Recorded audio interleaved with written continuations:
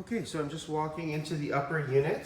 As you can see, as you walk in, it's a very open concept, a large living space here, like living family room with a large window, lots of sunlight.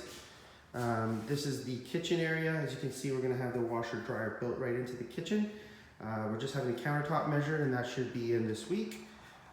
We are gonna put up a nice backsplash, get that microwave up there, and that's the dishwasher that goes into there, and the sink and faucet and so forth. So that's gonna be all ready for October 1st.